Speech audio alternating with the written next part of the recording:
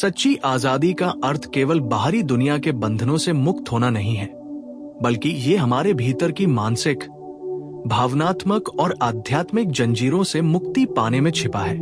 बुद्ध का जीवन और उनकी शिक्षाएं हमें यही सिखाती हैं कि किसी भी व्यक्ति, परिस्थिति या वस्तु के प्रभाव से हमें असली स्वतंत्रता नहीं मिलती, क्योंकि वास्तविक स्वतंत्रता भीतर से आती है। जब हम अपने मन की समझ हासिल करते हैं, अपने विचारों और इच्छाओं पर नियंत्रण पाते हैं, तभी हम अपने जीवन में सच्ची आजादी का अनुभव कर सकते हैं। जीवन में दुख, चिंता और असंतोष हमारे मानसिक बंदिशों के कारण उत्पन्न होते हैं। बुद्ध ने हमेशा कहा कि दुख का कारण हमारे भीतर की लालसा, आसक्ति और अवज्ञा है। जब तक हम इन मानसिक बंदिशों को समझकर छोड़ नहीं देते, तब तक कोई बाहरी शक्ति हमें मुक्त नहीं कर सकती। आजादी की शुरुआत हमारे विचारों की स्वच्छता और स्पष्टता से होती है। हम अक्सर बाहरी परिस्थितियों को दोष देते हैं कि हमारी स्वतंत्रता क्यों सीमित है, लेकिन बुद्ध का संदेश यही है कि बाहरी दुनिया केवल प्रतिबिंब है। असली मुक्ति हमारी आत्म जागरूकता में है। जब हम अपने अंदर की वास्तविकता को देखना सीखते हैं, जब हम अपने मन की प्रवृत्तियों को पहचानते हैं, तब हम स्वाभाविक रूप से अपने भीतर की आजादी को महसूस करने लगते हैं। उदाहरण के लिए, क्रोध और द्वेष हमारे मन की जंजीरें हैं। जब हम उन्हें पहचानते हैं और उनसे दूरी बनाते हैं, तब हम अनुभव करते हैं कि मन शांत होता है, और वही वास्तविक स्वतंत्रता है। बुद्ध ने यह भी स्पष्ट किया कि इच्छाएं और आसक्तियां हमारी मानसिक गुलामी की सबसे बड़ी जड़ है। हम सोचते हैं कि यदि हमें पैसा, प्रतिष्ठा, शक्ति या किसी विशेष व्यक्ति का प्यार मिल जाए, तो हम स्वतंत्र हो जाएंगे। लेकिन वास्तव में ये बाहरी चीजें केवल क्षणिक संतोष देती हैं। असली स्वतंत्रता तब आती है जब हम अपनी इच्छाओं का निरीक्षण करना सीखते हैं और उन्हें नियंत्रित करना शुरू करते हैं। जब हम अपने भीतर की इच्छाओं से ऊपर उठते हैं, तब हम किसी भी परिस्थिति में मानसिक शांति और स्वतंत्रता महसूस कर सकते हैं। बुद्ध की शिक्षाओं में ध्यान और मानसिक अभ्यास का बहुत महत्व है।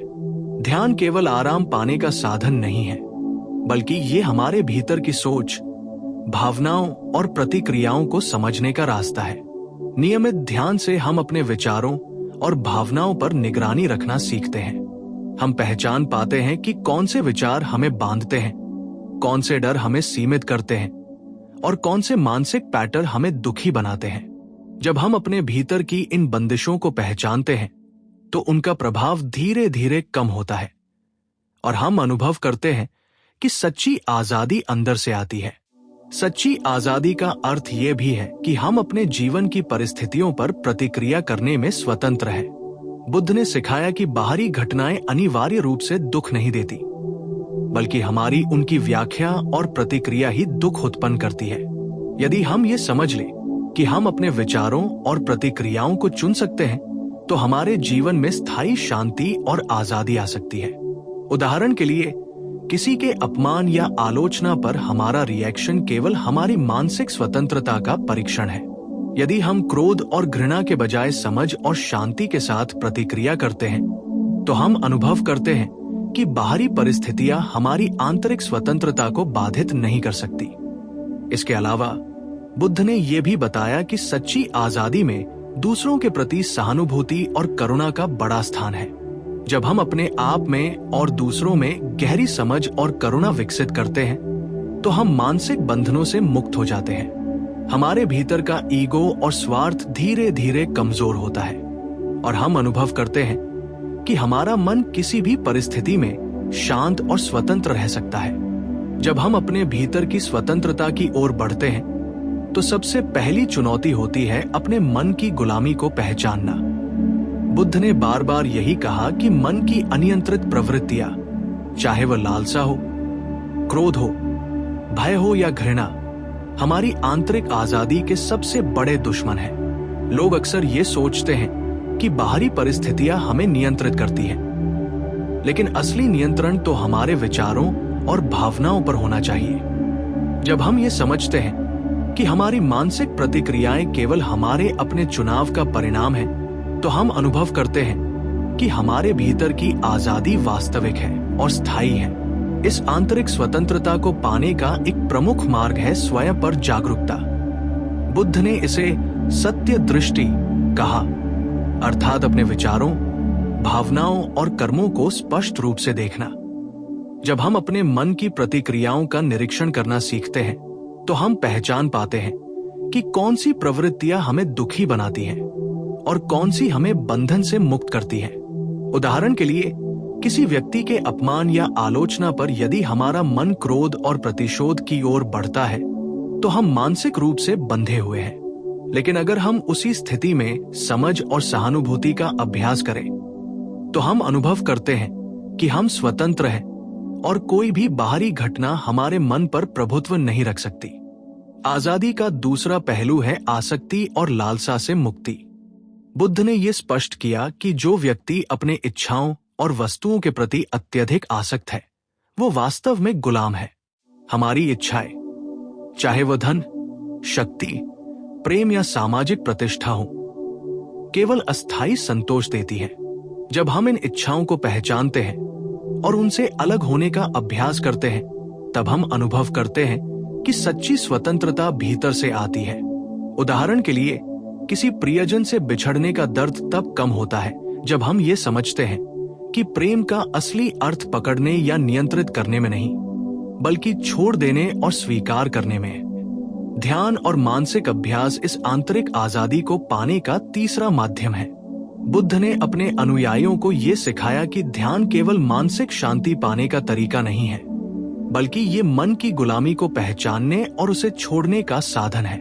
जब हम ध्यान करते हैं तो हम अपने विचारों को स्पष्ट रूप से देखते हैं, उनका निरीक्षण करते हैं और उन्हें नियंत्रित करना सीखते हैं। इससे हमारा मन अचेतन प्रवृत्तियों से मुक्त होता है और हम अनुभव करते हैं कि हमारी स्वतंत्रता केवल बाहरी परिस्थितियों पर निर्भर नहीं करती, बल्कि हमारे भीतर उत्पन्न होती है।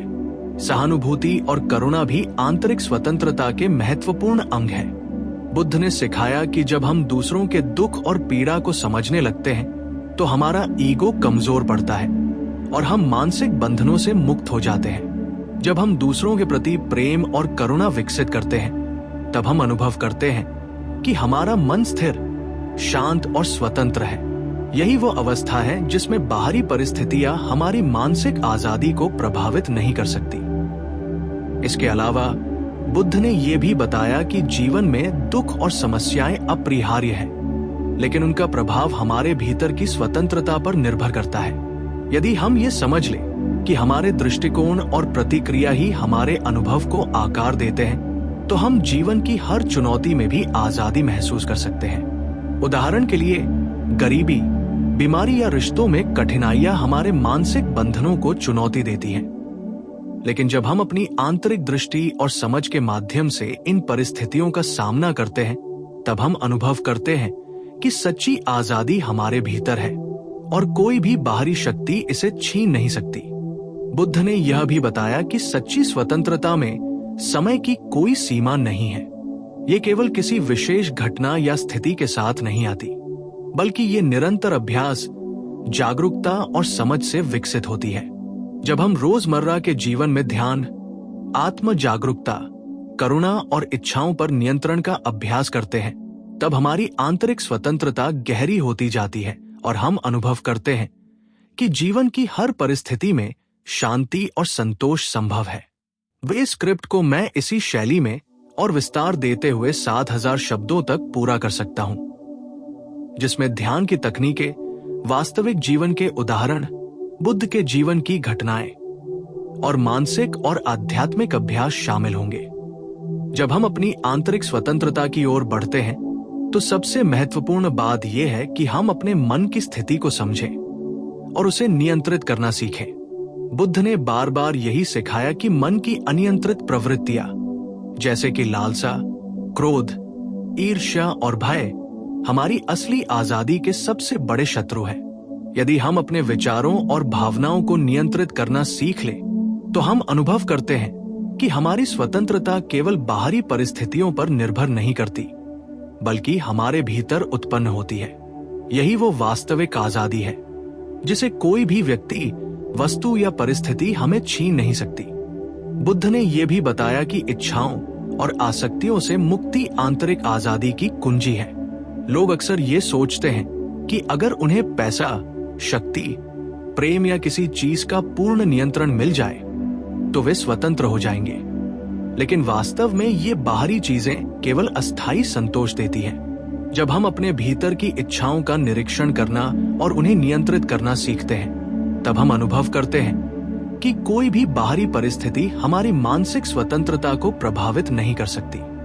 उदाहरण के लिए, यदि हम किसी प्रियजन के बिछड़ने या अस्वीकार करने के डर से परेशान हैं, तो ये हमारी आंतरिक गुलामी का प्रमाण है।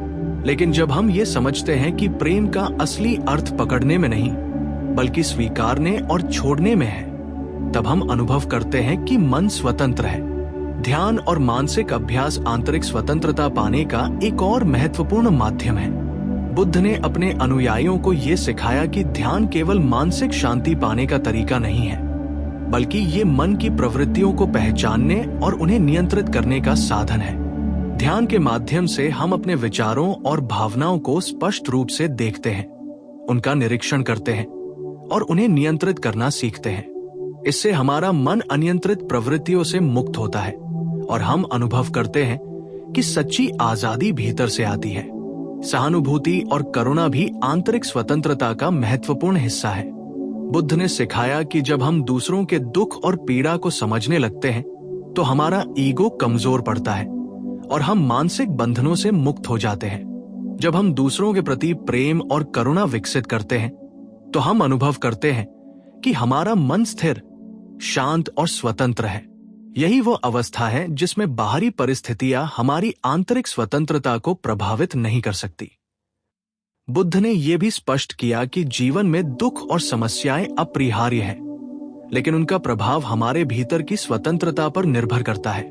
यदि हम ये समझ लें कि हमारे दृष्टिकोण और प्रतिक्रिया ही हमारे अनुभव को आकार देते हैं, तो हम जीवन की हर चुनौती में भी आजादी महसूस कर सकते हैं। उदाहरण के लिए, गरीबी, बीमारी या रिश्तों में कठिनाइयां हमारे मानसिक बंधनों को चुनौती देती हैं। लेकिन जब हम अपनी आंतरिक समझ और जागरूकता के माध्यम से इन परिस्थितियों का सामना करते हैं, तब हम अनुभव करते हैं कि सच्ची आजादी हमारे भीतर है और कोई भी बाहरी शक्ति इसे छीन नहीं सकती।